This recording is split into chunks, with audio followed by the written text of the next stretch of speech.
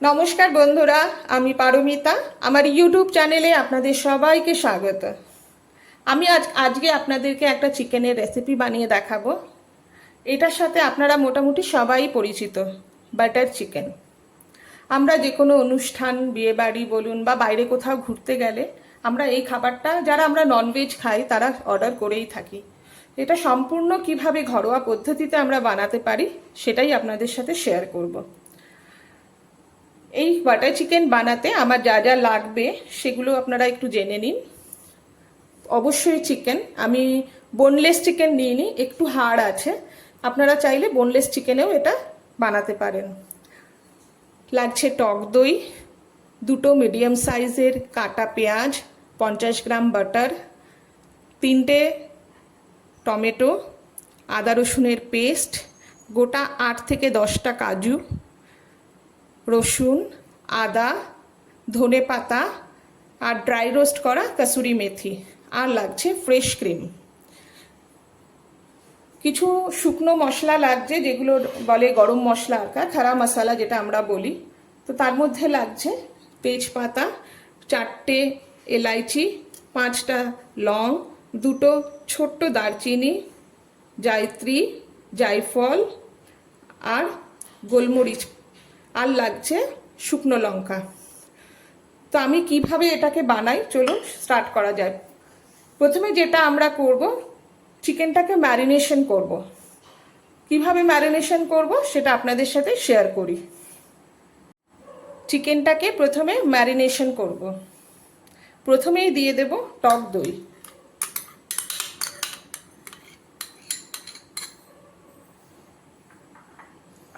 তারপর দিয়ে দেব আদা রসুনের পেস্ট,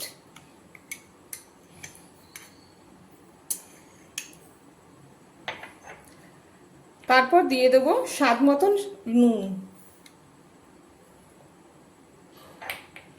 তারপরে দিয়ে দেব কাশ্মীরি লঙ্কার গুঁড়ো, খুব সামান্য পরিমাণে। আপনারা এটা দিতে চাইলে দিতে পারেন, আবার যদি স্কিপ করতে চান তাও করতে পারেন। তো এটা আমি হাত দিয়ে ম্যারিনেট করব।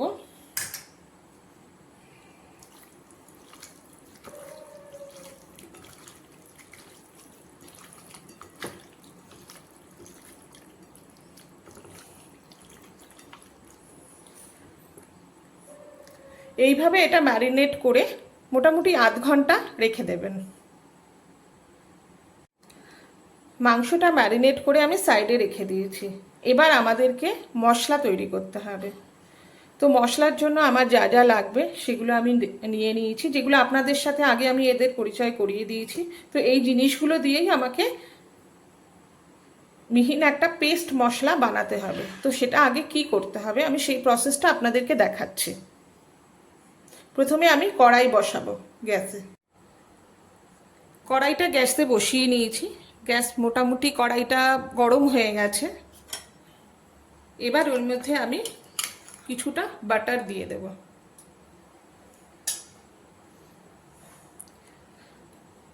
যতক্ষণ বাটারটা মেল্ট হচ্ছে তার মধ্যে আমি পেঁয়াজ দিয়ে দেব।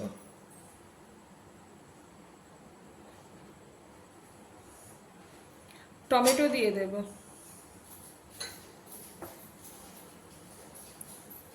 আদা, রসুন,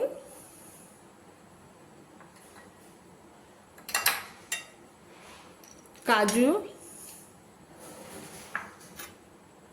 এবং যত রকম গরম মশলা ছিল সেগুলো সব দিয়ে দেব।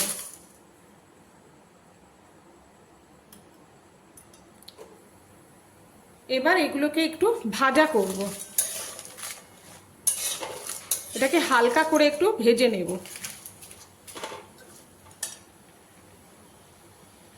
মশলাটা যখন মোটামুটি ভাজা হয়ে যাবে তারপরে এর মধ্যে আমরা 2 চামচ কসুরি মেথি দিয়ে দেব। তারপর এটাকে একটু ফুল ফ্লেমে ভালো করে ভাজা করে নেব।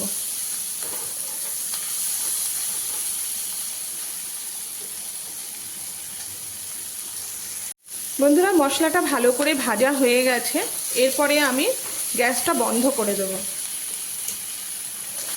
এবার এই মশলাটাকে আমি একটা পাত্রে ঢেলে ঠান্ডা হতে দেব।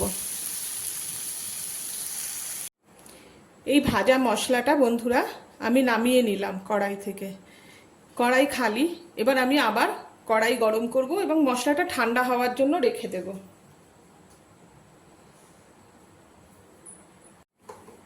কড়াই গরম হয়ে গেছে।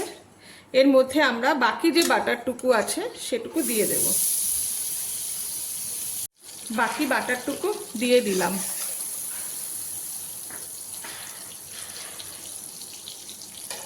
এবার এর মধ্যে এই ছোট ছোট চিকেনের পিসগুলোকে ভাজতে দেব।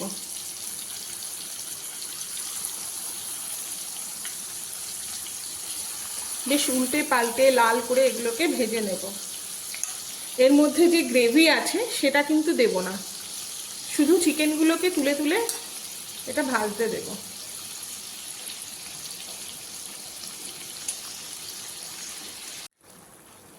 বন্ধুরা পুরো চিকেনটা আমি দিয়ে দিয়েছি বাটারের মধ্যে। এটা লো টু মিডিয়াম আছে, এটাকে আস্তে আস্তে ভাজতে হবে। ভাজতে হবে মানে এমন না যে একদম পুরো লাল করে ভাজতে হবে, হালকা একটু ব্রাউন কালার আসলেই চলবে। বন্ধুরা চিকেনটা হালকা করে ভাজা হয়ে গেছে। আমরা যে খুব কড়কড়ে করে ভাজা বা কিছু সেরকম কিন্তু কিছু করিনি, হালকা করে চিকেনটা ভাজা হয়ে গেছে। এবার এই বাকি যে ম্যারিনেশনের মশলাটা ছিল সেটা আমি এর মধ্যে দিয়ে দেব।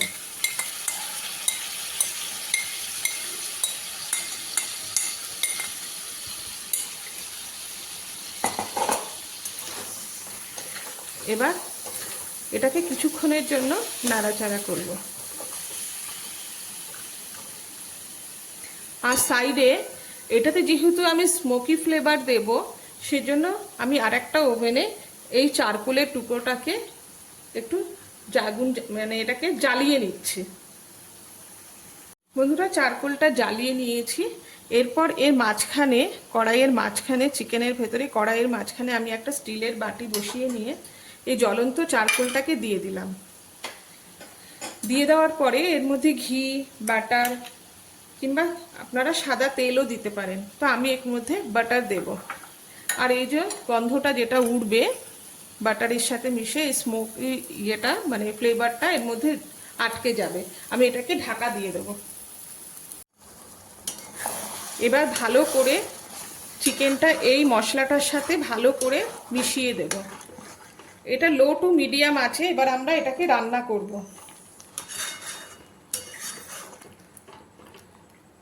এর মধ্যে আমরা কিন্তু হলুদের ব্যবহার করিনি, অনেকে দেয় অনেকে দেয় না, কিন্তু আমি দিই না। এবার আমি স্বাদ মতন এর মধ্যে নুন দিয়ে দেব।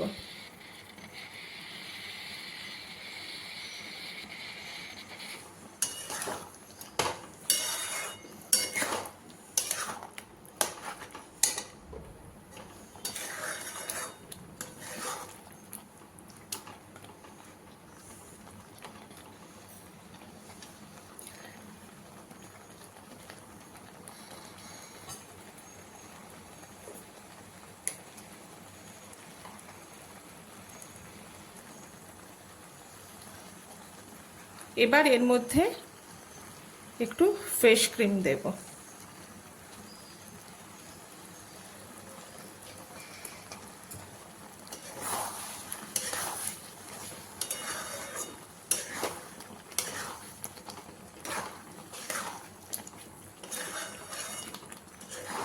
বাটার চিকেনটা একটু মালাইয়ের মতন খেতে হয়। এটা রুটি, পরোটা, কুলচা, নান এসব দিয়ে খেতে ভীষণ ভালো লাগে।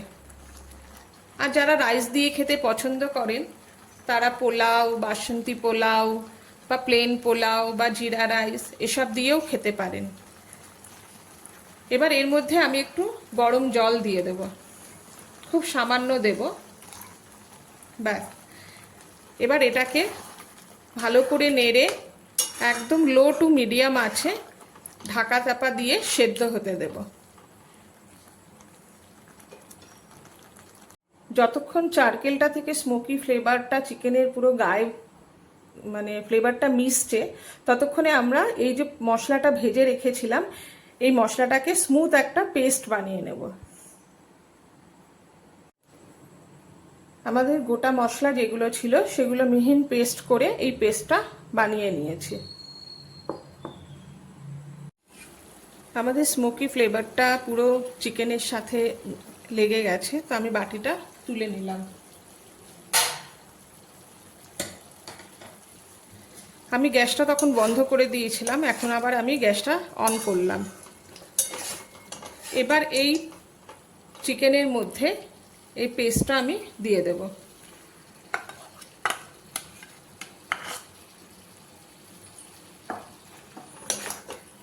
এবার ভালো করে চিকেনের সাথে এই পেস্ট মশলাটা ভালো করে মাখিয়ে নেব।